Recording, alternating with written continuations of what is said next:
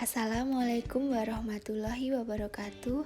Kami dari kelompok 3 mata kuliah Pasar Modal Syariah yang diampu oleh Ibu Citra Mulyasari. Sebelumnya, kami akan memperkenalkan anggota kelompok 3.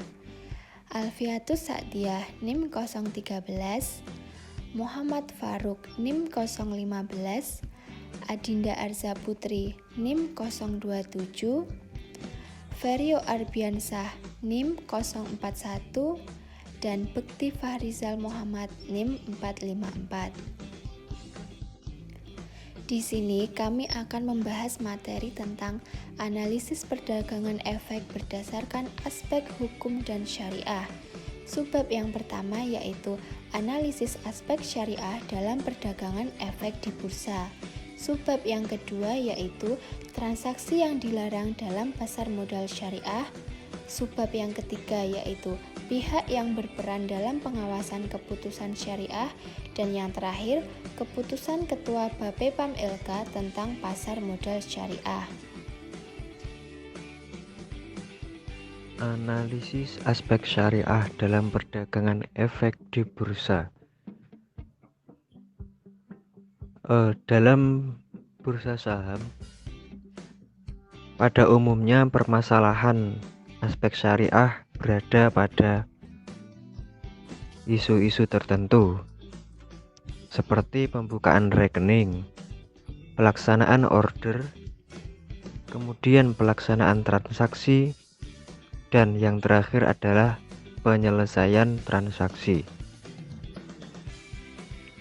4 isu pokok tersebut seringkali ada pada permasalahan-permasalahan yang ada, khususnya untuk permasalahan syariah. Oleh karena itu, kita harus menganalisanya dengan beberapa referensi-referensi yang ada. Setidaknya sampai dengan saat ini terdapat 17 fatwa Dewan Syariah Nasional.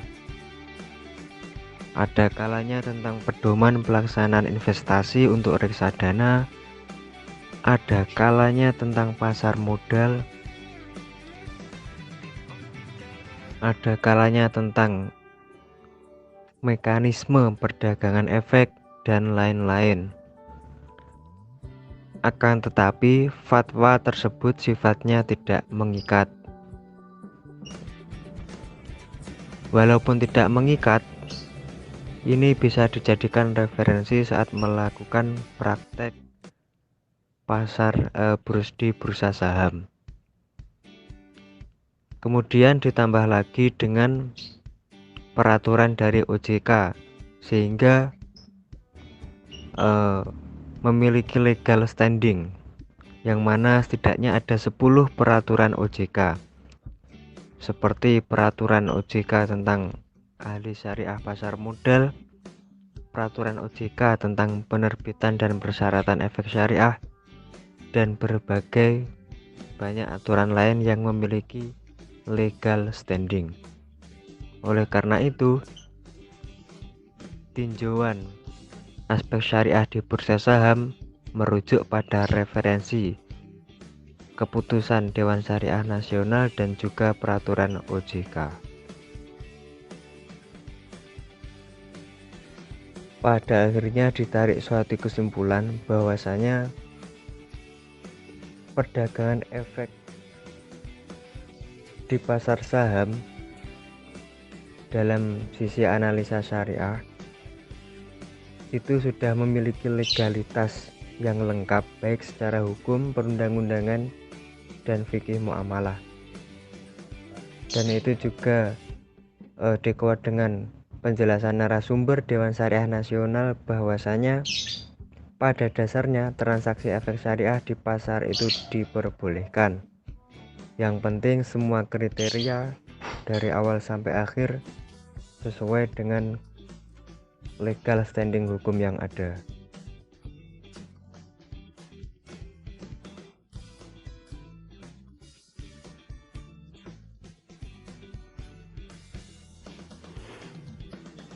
Kemudian transaksi yang dilarang dalam pasar modal. Di sini transaksi yang dilarang dalam pasar modal ada 5 yang dilarang. Yang pertama, preferred stock, saham istimewa.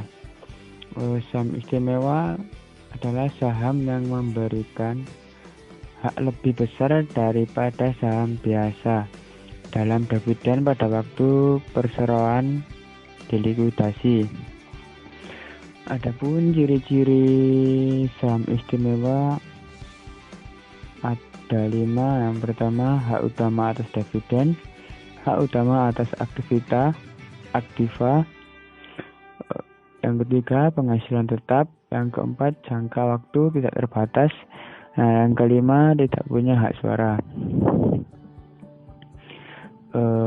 Yang kedua, transaksi yang dilarang yang kedua, forward contract. Forward contract adalah merupakan salah satu transaksi yang diharamkan karena merupakan jual beli hutang,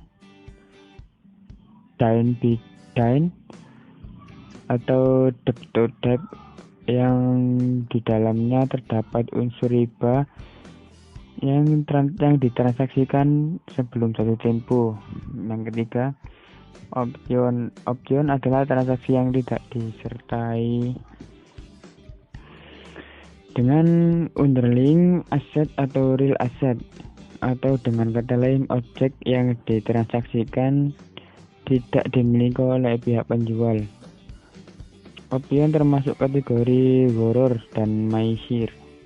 Karakteristik transaksi option yaitu akad yang akan terjadi pada hak memilih saja dan objeknya bukan surat berharga.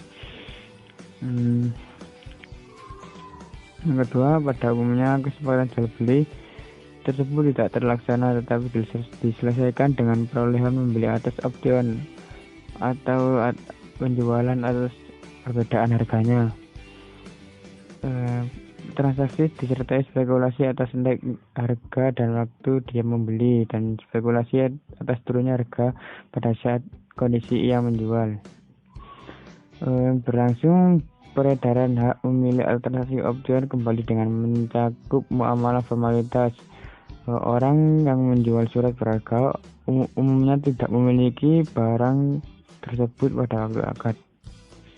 Yang keempat, transaksi margin on trading. Transaksi ini adalah pembeli membayar sebagian harga secara tunai, tetapi sisanya dilunasi dari uang pinjaman ke bank melalui perantara. Dengan syarat surat berharga sebagai sebuah jaminan. Transaksi ini dilarang karena sisa harga akad yang belum dibayar oleh pembeli harus dibayar dengan imbalan berupa bunga yang diharamkan oleh syariah. Surat berharga yang menjadi objek akad yang dijadikan jaminan pada pialang yang mengambil manfaat dari keuntungan. Adanya 2 akad secara bersamaan dalam satu akad, yaitu akad jual beli dan utang. Transaksi ini menimbulkan ketidakadilan karena hanya menguntungkan satu pihak dan merugikan pihak lainnya. Yang kelima, short selling. Transaksi ini merupakan suatu bentuk transaksi jual beli di mana penjual terhadap surat berharga belum dimiliki pada waktu akad.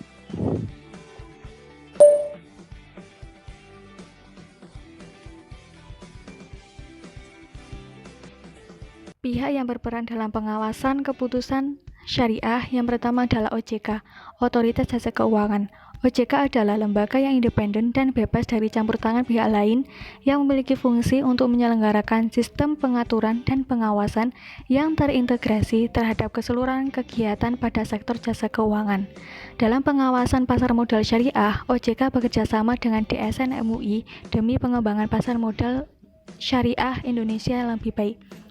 Bentuk kerjasama OJK dengan DSN MUI ada dalam tataran koordinasi, konsultasi, dan kerjasama. Bentuk-bentuk kerjasama Bapepam LK dan DSN MUI adalah 1. Penyusunan peraturan Bapepam LK dan fatwa DSN MUI. Kedua, penelaahan, pernyataan, pendaftaran, dan penerbitan efek syariah. Yang ketiga, pengawasan kepatuhan pemenuhan prinsip syariah. Yang keempat, pengembangan produk pasar modal syariah. Yang kelima, peningkatan kualitas sumber daya manusia. Yang kedua adalah Badan Pengawas Pasar Modal atau BAPEPAM. Di pasar modal Indonesia, lembaga yang mengatur dan mengawasi kegiatan pasar modal adalah Badan Pengawas Pasar Modal atau BAPEPAM. Keberadaan BAPEPAM dimaksudkan untuk mewujudkan kegiatan pasar modal yang teratur, wajar, efisien, dan melindungi kepentingan pemodal dan masyarakat. Perlindungan yang dimaksud adalah perlindungan yang tidak fair dari emiten, seperti informasi yang tidak benar, ataupun dari perusahaan, lembaga, dan profesi yang berkaitan dengan pasar modal. Dengan demikian, selain bertindak sebagai penyelenggara atau pelaksana, BAPEPAM sekaligus merupakan pembina dan pengawas. BAPEPAM adalah wasit sekaligus pemain. Dualisme BAPEPAM ini ditiadakan pada tahun 1990 dengan keluarnya Kepres nomor 50/1990 dan SK Menko nomor 1548/1990. Hal ini disebabkan pasar modal merupakan salah satu sumber pembiayaan dunia, usaha, dan wahana investasi bagi para pemodal,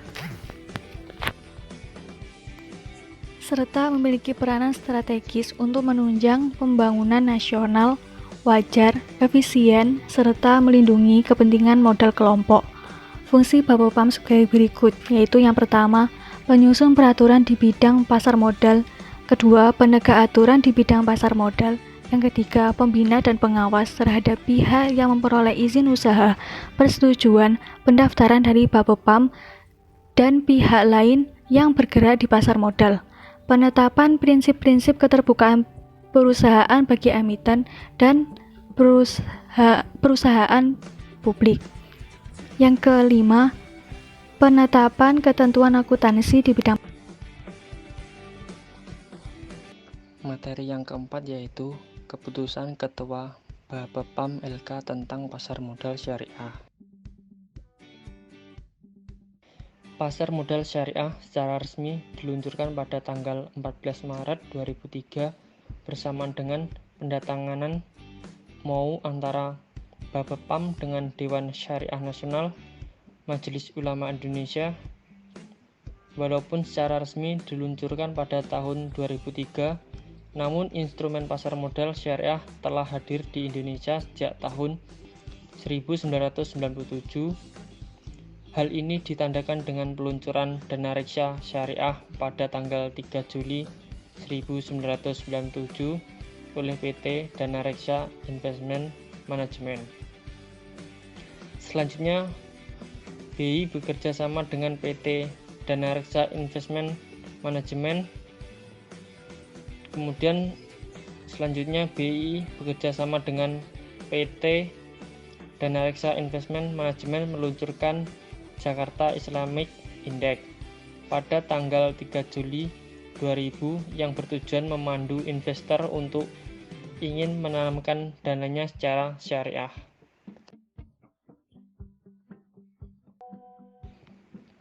Landasan ekonomi kekeluargaan menurut pasal 33 UUD 1945 mempunyai kaitan erat dengan aktivitas pasar modal di Indonesia sebagaimana telah diatur dalam UU nomor 8 tahun 1995 tentang pasar modal. Melalui kepemilikan saham-saham perusahaan yang listing di pasar modal oleh masyarakat sebagai investor pasar modal, berarti memberikan kesempatan pemerataan dalam bidang ekonomi. Perusahaan memerlukan tambahan dana bagi pembiayaan dan perluasan usahanya dapat melalui penjualan atas saham perusahaan melalui mekanisme pasar modal.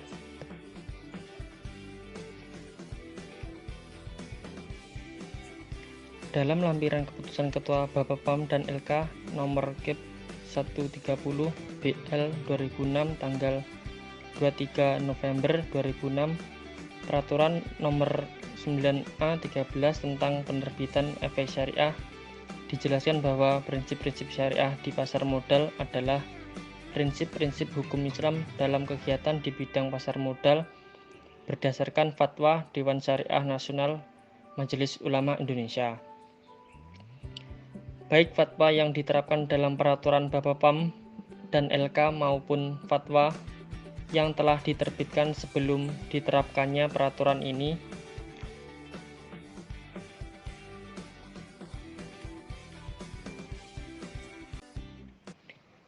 objek usaha investasi pada pasar modal di Indonesia berdasarkan keputusan DSN MUI dan dilanjuti dengan keputusan Ketua Bapepam LK. Fatwa Dewan Syariah Nasional Majelis Ulama Indonesia tentang pasar modal dan pedoman umum penerapan prinsip syariah di bidang pasar modal pada pasal 3 ayat 2 terhadap jenis kegiatan usaha yang bertentangan dengan prinsip-prinsip syariah dan keputusan Ketua Bapepam LK nomor KIP 181 BL 200924 tentang penerbitan efek syariah dengan lampiran pada angka 1 huruf B peraturan 9A13